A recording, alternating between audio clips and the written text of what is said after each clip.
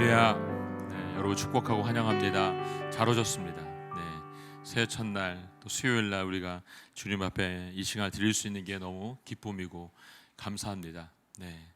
아무나 할 수 있는 게 아니죠. 저는 그렇게 생각합니다. 아무나 할 수 있는 것은 아니라고 생각합니다. 이 시간을 주님 앞에 드릴 수 있는 것은 어떻게 보면 우리에게 주신 하나님의 크신 은혜고 특권이라고 저는 생각을 합니다. 여러분 모두는 이 특권을 다 누리시는 분이라고 저는 생각을 합니다. 꼭 그 특권과 그 축복을 받기를 예수님의 이름으로 선포합니다. 2023년 한 해 동안 우리 모두가 말씀과 성령으로 충만한 한 해가 될 수 있기를 기도합니다.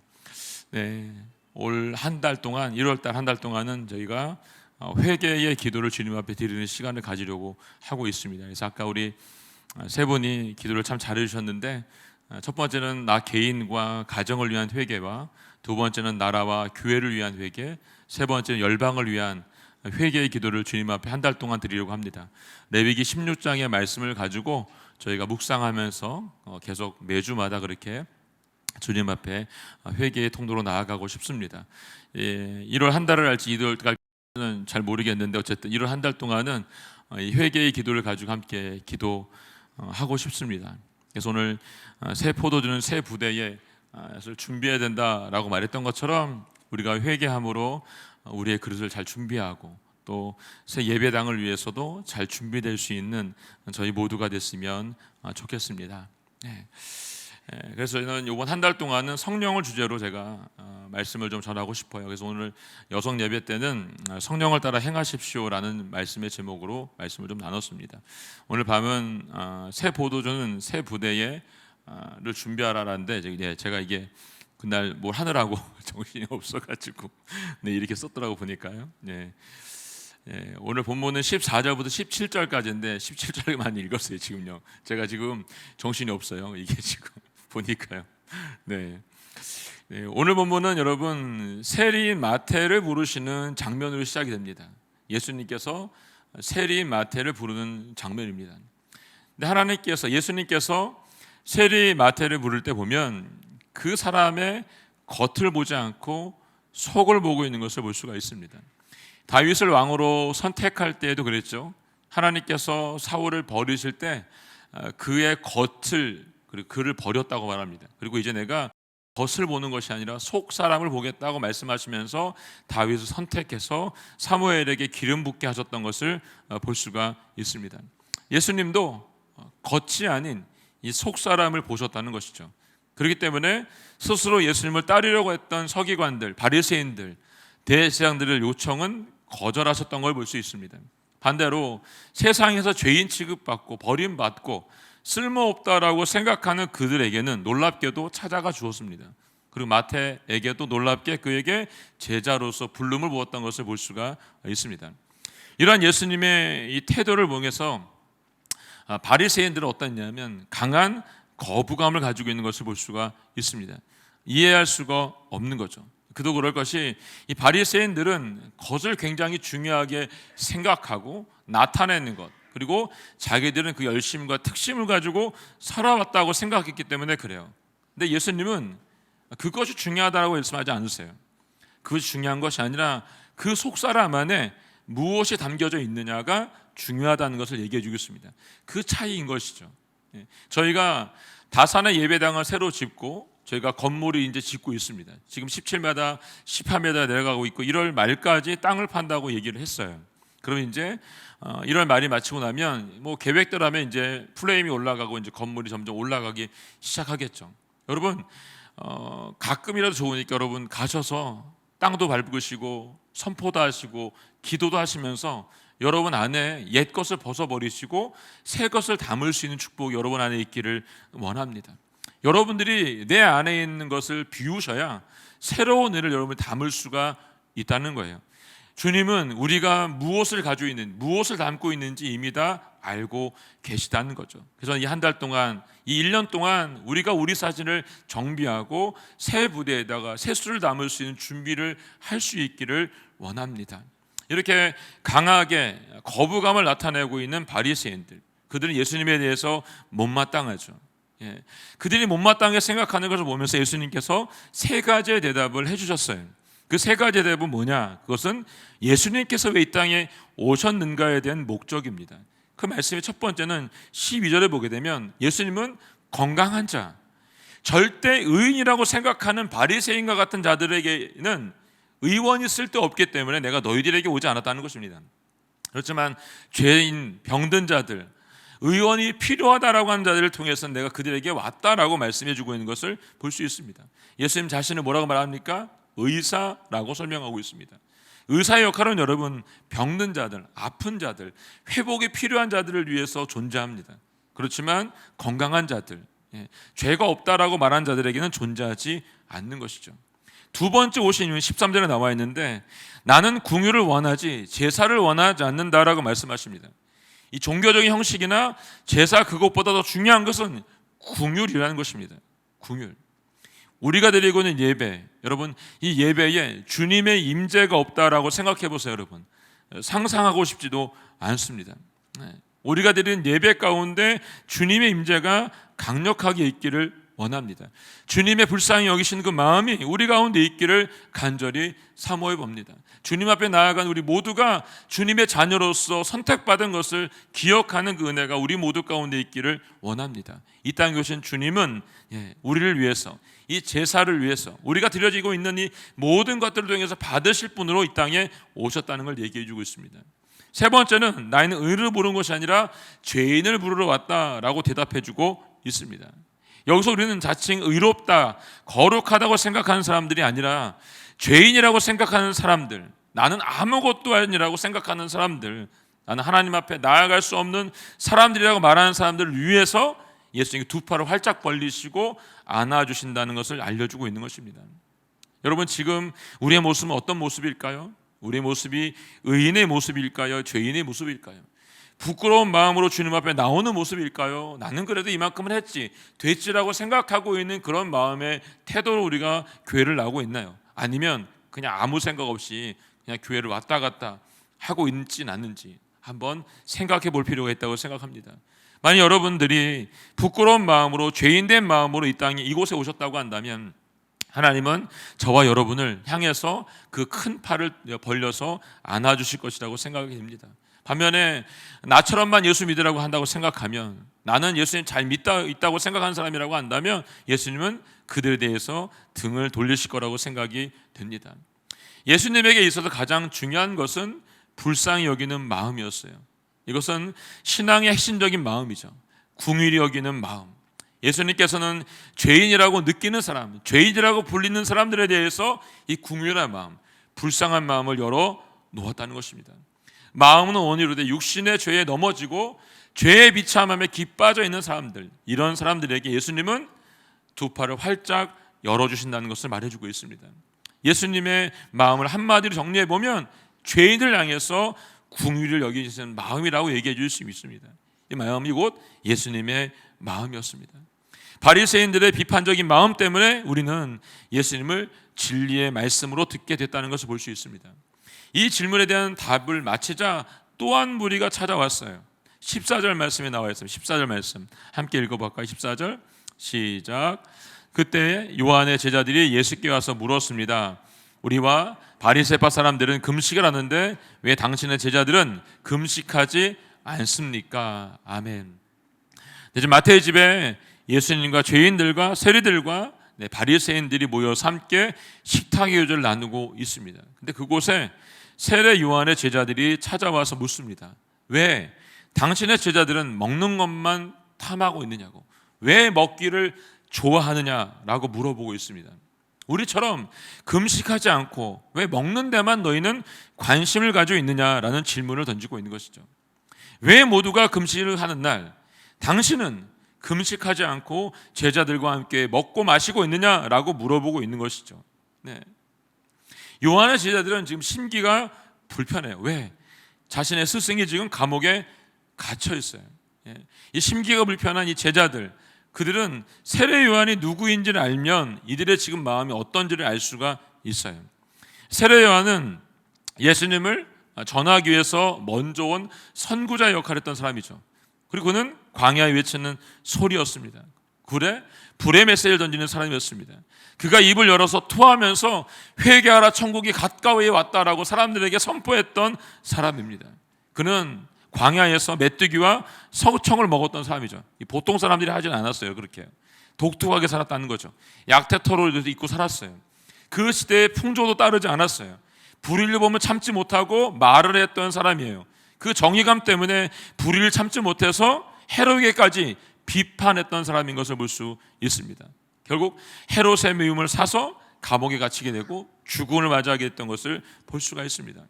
이런 세례 요한과 함께 다녔던 그 제자들이 지금 예수님 앞에 와 있다는 것이죠. 그 마음이 지금 불편한 거예요, 여러분. 세례 요한과 함께 있던 이들이 지금 예수님을 만났는데 자기의 스승과는 너무 다른 모습을 가지고 있는 것이죠. 세례 요한, 자기 스승보다 뭔가 더 많이 하고 뭔가 더 많은 사람들이 모이는 것 같은데 실제로 가서 보니까 자기 스승과는 많이 다른 이 모습을 보면서 자기의 마음속에 부딪힘이 있는 거예요. 그래서 지금 못마땅한 태도로 이 말씀을 하고 있는 거죠. 이 모습이 어찌 보면 바리새인들과 별반 차이가 없는 제자들의 모습인 것을 볼 수가 있습니다. 우리 스승은 지금 감옥에 갇혀 있는데 함께 금식을 좀 해주면 안 되나? 라고 한 마음이 그들에게 있기 때문에 이런 불만의 표시를 하고 있는 거죠. 지금 자신들 앞에 계신 분이 누구인지 모르기 때문에 지금 이 질문을 던지고 있는 것이죠. 그들을 구원하기 위해서 새 언약으로 오신 분이 지금 그들 앞에 있는데 옛 언약에 빠져서 나오지 못하고 있기 때문에 그들은 여전히 예수님을 메시아로 보지 못하고 있는 게 문제였다는 것입니다. 이 문제에 대해서 예수님께서 이렇게 대답을 해주십니다. 15절 말씀 함께 읽겠습니다. 15절 말씀 시작. 예수께서 대답하셨습니다. 신랑이 함께 있는데 어떻게 결혼잔치에 초대받은 사람들이 슬퍼할 수 있겠느냐. 그러나 신랑을 빼앗길 날이 올 것이다. 그때에는 그들도 금식할 것이다. 아멘. 네, 이 대답 안에만 세 가지의 대답이 있어요, 여러분. 첫 번째는 금식은 슬픔과 연관이 있는 것을 우리에게 알려주고 있습니다. 금식은 이 마음의 괴로움과 슬픔으로 견디기 어려운 상황 가운데 있을 때 스스로 발생되고 있다는 것을 볼 수 있어요. 어떻게 알 수 있어요? 다윗이 밧세바를 통해서 얻게 되었던 처자들이 병에 걸려 죽게 되었을 때 그는 식음을 전폐하면서 침대에 눈물로 적셔가면서 회개하며 하나님을 살려달라고 통곡했던 걸 볼 수 있습니다.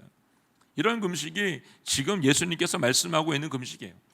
두 번째 금식은 여러분, 혼인잔치에 온 금식한 사람들은 이 7일 동안 금식하지 않았어요. 금식 기간이었음에도 불구하고 혼인잔치가 있던 그 기간 동안에는 신랑과 함께 있었기 때문에 금식할 수가 없었다는 걸 얘기해 주고 있어요. 지금 그 얘기를 주님이 해주시는 거예요. 세 번째는 금식은 너희들이 말하는 것처럼 해야 할 날이 오는데 그 날은 신랑이 빼앗겼을 때 그 금식을 해야 된다는 걸 얘기해 주고 있습니다. 예수님은 자신이 이 죽음을 맞이하게 될 것이고 그 죽음을 맞이하게 되면 너희가 스스로 금식하게 될 것이라는 것을 알려주고 있는 것이죠. 그렇기 때문에 금식은 남들이 한다고 해서 하는 것이 중요한 것이 아니라 금식할 때가 오면 하지 말라고 해도 너희가 분명히 하게 될 것이다 라고 지금 가르쳐서 알려주고 있는 것입니다. 예수님은 지금은 제자들과 자신과 함께 있기 때문에 신랑된 자신과 함께 있기 때문에 이 잔치가 베풀어져 있기 때문에 이들이 금식할 수 없다라고 알려주고 있는 것입니다. 금식의 때가 온다. 신랑과 함께 있지만 신랑이 죽음을 맞이하고 뺏기게 되는 날, 너희가 기뻐하고 즐거운 것이 없어지는 날 스스로가 금식하게 될 것이다 라고 말해주고 있는 것이죠. 세상 속에 있는 바리새인들도 자신의 생각 속에 갇혀있는 세례 요한의 제자들도 자기들과 함께 하고 있는 지금 예수님, 그들이 자기가 생각하는 사람과 다르다는 생각 때문에 결국 또 넘어지고 있는 것을 볼 수가 있습니다. 주님의 때가 되지 않았기 때문에 하나님께서는 그들의 눈을 어떻게 해요? 가르셨다는 것을 볼 수가 있습니다. 예수님께서 이 두 개의 비유를 통해서 자신을 나타내주고 있는 걸 볼 수 있습니다. 그 첫 번째 비유는 16절 말씀에 나와 있어요. 읽겠습니다. 16절 말씀 시작. 낡은 옷에 새로운 천 조각을 대고 깁는 사람은 없다. 그렇게 하면 새로운 천 조각이 낡은 옷을 잡아당겨 더 찢어지게 된다. 아멘. 예수님께서는 먼저 낡은 옷의 비유를 들었어요. 이 낡은 옷에 새로운 천 조각을 대고 깁는 사람은 없다는 거죠. 그렇게 하면 새로운 천 조각이 낡은 옷을 잡아당겨서 더 찢어지게 된다라고 말하고 있습니다. 새로운 천 조각은 쉽게 여러분 찢어지지 않아요. 그렇지만 낡은 옷 조각은 잡아당기면 찢어지게 되어 있습니다. 그런데 낡은 옷에 새로운 천 조각을 댄다고 하는 것은 뭐예요? 둘 다 그 기능을 할 수 없도록 만든다는 거예요. 이 조합은 함께 할 수 있는 조합이 아니라는 거죠. 둘이 섞이는 순간 둘 다 자기 기능을 할 수가 없어요. 섞이는 순간 둘 다 그 가치가 떨어지게 되어 있습니다. 역사 속에서도 여러분 세상도 마찬가지였고 교회 안에서도 여러분 흘러간 그 교회의 모든 역사 속에서도 마찬가지였던 것을 볼 수 있습니다.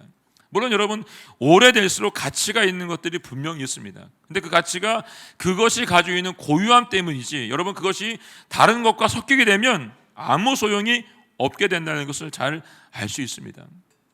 변화가 필요할 때 변화를 잡는 것은 무엇일까 여러분? 그것은 옛것의 힘이라는 거예요. 옛것이 그 변화를 못하도록 만든다는 거예요 여러분.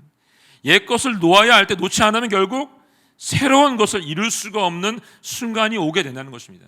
이 타이밍을 놓치게 되면 결국 많은 시간을 돌아가게 되겠습니다. 제가 새술 세부대 남자라고 말한 이유가 있습니다. 성령의 술 받자고 하는 이유가 있습니다. 우리가 이를 한 달 동안 회개하라고 하는 이유가 있습니다. 여러분 우리 안에 있는 옛 것들을 벗어버리는 시간을 갖기 위해서입니다. 오래도록 묵어있는 것, 내 안에 버려야 되는 것, 관습들, 습관들, 교회 안에서 내가 버려야 되는 것이 있다고 한다면 이 시간을 통해서 우리 모두가 회개하고 비워질 수 있는 시간이 되기를 원합니다. 역사적으로도 교회도 옛것에 매여 있는 사람들이 많으면 많을수록 새롭게 되는 것이 쉽지 않은 것을 볼 수가 있습니다. 새로운 것을 하기 위해서 옛것을 버릴 수 있어야 되는데 버리지 못하기 때문에 더 발전하지 못하고 오히려 그것이 방해거리가 되는 것을 볼 수 있습니다. 여기에 속하는 바리사인들과 서기관들과 대제사장들과 같이 옛 전통을 고수하고 기득권층이 많으면 많을수록 어떻게 될까요? 변화되는 것이 어렵다는 것입니다.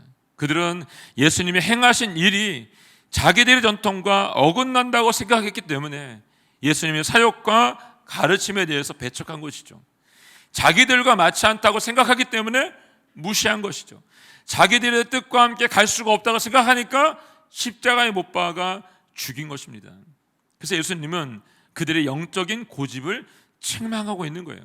그들에 대해서 독사의 자식들이라고 표현했고 수많은 사람들을 옳은 길로 인도하지 못하는 자들이라고 했습니다. 수많은 사람들을 천국에 들어가지 못하는 자들이라고 분명히 말씀해 주었습니다. 왜냐하면 그들은 잘못된 연습을 가지고 있었고 자신들의 전통을 깨뜨리는 것을 두려워했기 때문에 그래요 여러분. 깨야 되는 거예요 여러분. 그들에게 그들만의 열심이 있었지만 결국 그 열심이 많은 사람들을 천국으로 인도하는 것이 아니었고 지옥으로 인도했기 때문에 그렇습니다. 안타깝게도 메시아로 오신 예수님을 받아들이지 않았기 때문에 그들이 볼 수 없기 때문에 여전히 옛것으로 인해서 새것이 그들 안에 존재할 수가 없었다는 것이죠. 그들이 이렇게도 기다리고 기다렸던 메시아가 눈앞에 있음에도 불구하고 새 역사를 쓸 수 있는 기회가 그곳에 있음에도 불구하고 그들은 밀어내고 거부했던 것을 볼 수가 있습니다. 여러분 중요한 것 또 하나가 있어요. 예수님께서는 새 역사를 이루시기 위해서 바리새인과 서기관들과 대제사장들이 원하는 대로 하지 않았다는 것입니다.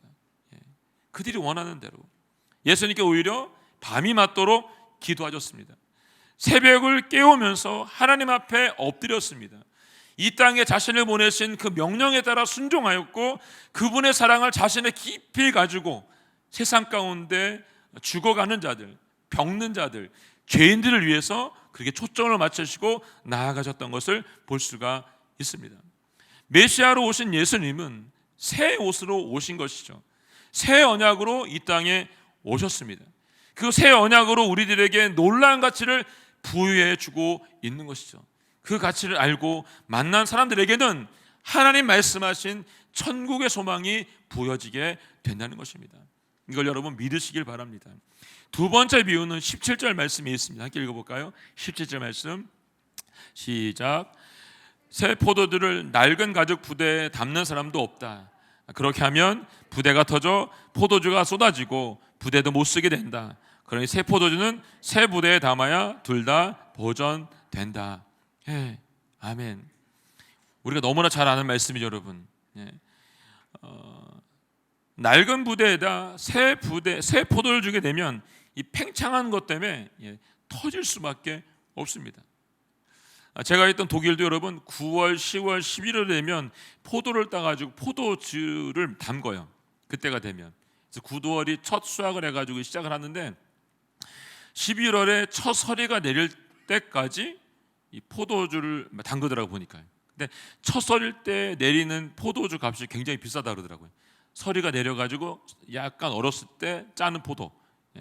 그건 먹어보지 못했는데 그 전에 딴 거 제가 먹어봤어요.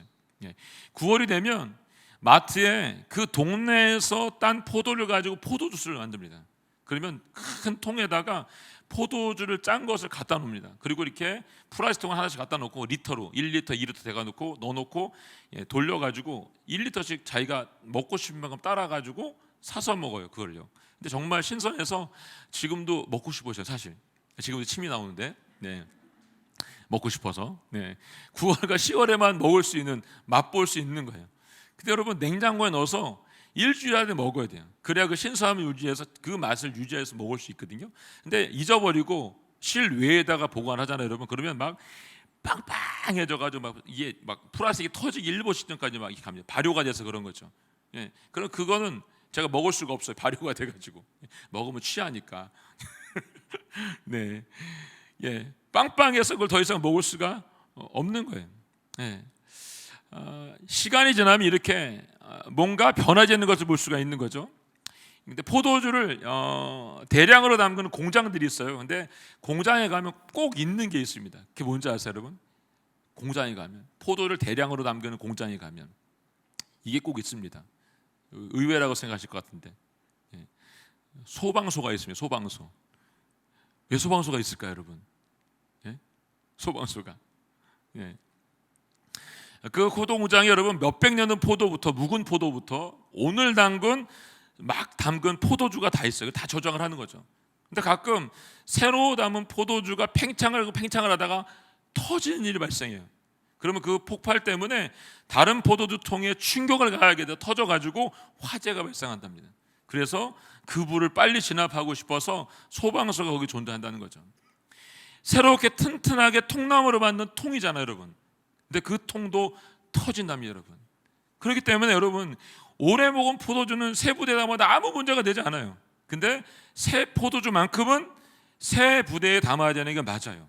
옛 부대에 담는 순간 터져서 여러분 그 포도주도 못 먹고 주변에 있는 것도 아무것도 못 쓰게 되는 것을 볼 수가 있는 거죠. 결국 이 두 비유를 통해서 말씀하시는 것은 새로운 복음으로 말미암은 은혜의 시대를 여시는 예수 그리스도 앞에서 과거의 것인 옛 언약으로 은혜의 시대를 막아서는 안 되는 것을 말해주고 있습니다.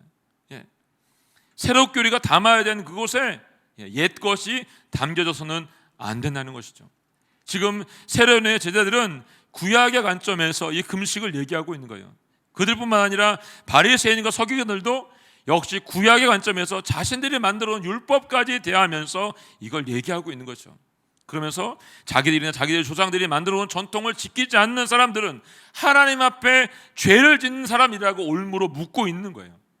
이 관점으로 자신의 논리를 이해하고 있기 때문에 예수님을 평가하는 것이고 제자들을 평가하는 것이고 우리도 평가하고 있는 것입니다. 신랑과 함께 잔치집에 와 있는 사람들을 보고 너희는 금식 기간인데 왜 음식을 먹고 포도주를 마시냐라고 도전의 질문을 지금 던지고 있는 거예요. 문제는 여러분 옛 언약은 글로 된 율법을 중요시하고 있죠. 그것을 종교 열심히 가진 사람들이 확대해서 해석하고 있기 때문에 이것이 문제가 되고 있는 거예요. 그리고 자기들과 다르게 행동하는 사람들은 어떻게 해요? 정죄하고 있기 때문에 문제가 되는 거예요. 교회도 마찬가지죠. 우리가 옛 습관과 옛 것에 고집하고 있다가 보면 그것이 새 것과 부딪히고 있는 걸 잊어버리는 거예요. 모르는 거죠. 왜? 우리의 눈이 가려지기 때문에 그렇습니다. 사람들 관계에도 여러분 생명을 더 소중히 여기고 안식일이 사람을 위해서 주신 선물인데도 불구하고 그것을 율법으로 인식하고 있기 때문에 하나님을 만나지 못한다라고 말하고 있는 것이죠. 율법에 역시 사람들을 멸하고 있기 때문에 이웃에 대해서도 그들은 잘못 해석하고 있는 것을 볼 수가 있다는 거예요. 그렇기 때문에 자유하지 못하고 매여 있기 때문에, 그들은 자유하지 못하기 때문에 기쁨도 그들에게 없는 것을 볼 수 있게 되는 거죠. 주님 우리에게 이 새 것을 나무로 말미암아 새로운 은혜가 우리 가운데 부어지기를 분명하게 원하고 있다는 것을 알려주고 있습니다. 사랑하는 성도 여러분, 예수님은 여러분들에게 새 언약으로 오신 구원의 복음인 것을 믿으시기 바랍니다.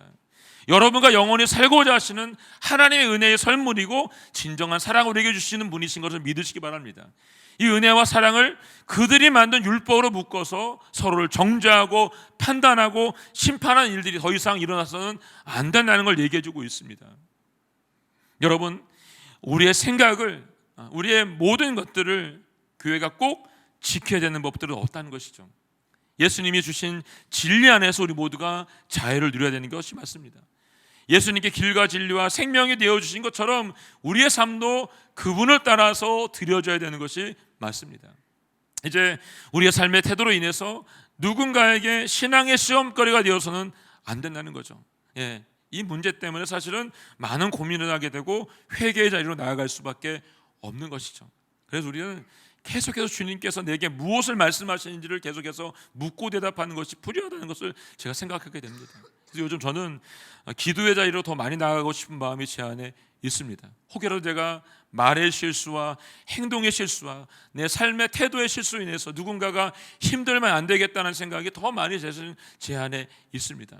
그래서 사람을 만나는 것보다 내가 하나님 앞에 엎드리는 것이 더 중요하구나, 이 생각을 좀 더 많이 하고 있습니다.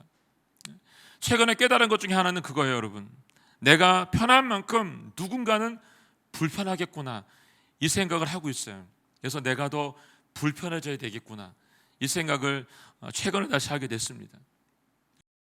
우리가 우리의 삶의 태도를 통해서 누군가에게 시험에 대고 어려움에 대해서는 안 된다는 것이, 여러분, 내 신앙의 자리가 누군가에게 시험의 거리가 되지 않기를 원합니다.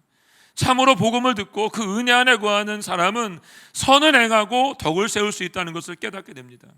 그리고 성령님께서 우리 교회를 통해 행하시려고 하는 새 역사를 이룰 때 과거의 것을 버리고 이제 주님의 것을 붙잡는 은혜가 우리 모두 가운데 있기를 원합니다. 지금까지 우리는 그렇게 한 적이 없어 라고 말하는 것이 아니라 다시 생각해보고 다시 기도해보고 다시 우리에게 말씀하신 것을 깨달음으로 말미암아 우리가 도전으로 새롭게 나아갈 수 있는 축복이 우리 가운데 있기를 원합니다. 분명한 것은 하나님이 이루신 새로운 역사는 얼마간의 부담을 가지고 시작할 수밖에 없습니다. 새로운 일은 항상 장애가 발생할 수밖에 없습니다. 우리가 기도하고 회개하고 엎드리면 어떻게 될까요, 여러분? 저는 분명히 문제들이 발생할 거라고 생각합니다. 사단은 가만히 두지 않을 거예요, 여러분. 가만히. 제가 기도의 자리로 나아가면 사단이 기도의 자리에 나가는 걸 꼴보기 싫어하는 거죠. 그래서 분명히 뭔가 일으킵니다. 사고가 나게 하든지 어려움을 가져오게 하든지, 이런 일이 없었는데 갑자기 문제가 생긴다든지, 이런 일들이 발생하게 됩니다. 지금 제 주변에서 새롭게 개척을 하신 분들이나 새롭게 뭔가를 도전하고 시작하시는 분들, 기도하면서 열심히 뭔가를 쌓기 위해서 노력하시는 분들 간증을 들어보면 이유 없는 교통사고와 이유 없는 일들이 계속해서 일어나고 있는 것들을 보게 됩니다. 사단이 싫은 거죠. 우리 여러분, 하나님 앞에 엎드리고 회개하고 이 다산의 예배당을 위해서 우리가 기도하는 일이 일어나면 분명히 사단은 가만히 있지 않을 거예요, 여러분. 우리를 부딪히게 할 것이고 충동질하게 할 것이고 그것이 바르게 가지 못하도록 뭔가 계속해서 우리를 끄집어 낼 거라는 거예요, 여러분. 그때 여러분, 그걸 보면서 마음 어려워하거나 힘들어하는 것이 아니라 여러분 엎드리세요. 그리고 주님 앞에 묻고 대답을 들으시기를 바랍니다. 혹시 내 의가 내 안에 있지 않는지, 혹시 내가 잘못 생각하고 잘못 판단한 거 있지는 않는지, 내가 새 일을 이루는 데 있어서 내가 혹시 회개할 것은 없는지 한번 돌아볼 수 있는 시간 우리 모두 가운데 있기를 원합니다. 교회는 모든 미래에 일어날 부담과 장애를 하나님께 맡기고 기뻐하면서 앞으로 전진하는 것이 맞습니다. 하나님은 그런 교회를 통해서 새 일을 이루신다는 것이죠. 자신의 영광을 나타내고 받으실 것입니다. 새 옷은 새 옷으로 가능하게 하시고 새 포도주는 새 부대에 담아야 되는 것이 맞습니다. 여러분, 낡은 전통, 옛 습관에 더 이상 연연해 마시기를 바랍니다. 전통적이고 종교적이고 낡은 말씀을 지키느라 예수님을 잃지 않기를 원합니다. 우리에게 오는 새로운 사람을 잃지 않기를 원합니다. 천국 장치를 맞춰버리는 그런 어리석은 사람들, 교회가 되지 않기를 원합니다. 새 부대에 새 수를 담아야 되는 것이 맞기 때문에 그렇습니다. 저희가 지금 열심히 기도하고 있는 것처럼 한 사람 한 사람이 그렇게 기도로 주님 앞에 드려지기를 원합니다. 그리고 우리가 드리는 이 기도가 점점점 더 많아지기를 원합니다. 사람들이 더욱더 채워지는 만큼, 성전에 우리 예배당이 지어진 만큼 우리가 더 깊이 주님 앞에 나아갈 수 있기를 원합니다. 성령의 역사를 거역하거나 회방하지 말고 오직 성령이 증거하시는 진리의 인도하심을 따라서 기뻐하면서 수많은 사람들에게 구원의 복음을 전할 수 있는 그런 은혜가 우리 모두 가운데 있기를 원합니다. 우리 교회가 이렇게 주님의 제자를 삼는 교회로 쓰임받기 원하고 하나님 나라의 잔치에 새 역사로 나뉘어지는, 그리고 그 역사에 참여하는 남양주 오늘의 교회가 되기를 원합니다. 내 의가 드러나는 것이 아니라 내 것이 드러나서 또 새로운 것을 혹시 막는 일이 일어나지 않도록 우리 날마다 나를 깨워서 기도해야 된다라고 저는 생각을 합니다. 여러분, 수요 또 주일 그리고 매일매일 여러분을 기도할 때마다 이 일을 위해서 기도할 수 있기를 원합니다. 계속 우리가 새로워질 수 있기를 원합니다. 그래서 우리가 그릇을 잘 준비해서 주님이 부으시겠다 하실 때 성령의 그 새 은혜가 우리 모두 가운데, 우리 가정 가운데, 열방 가운데 임하기를 예수님의 이름으로 선포합니다. 아멘.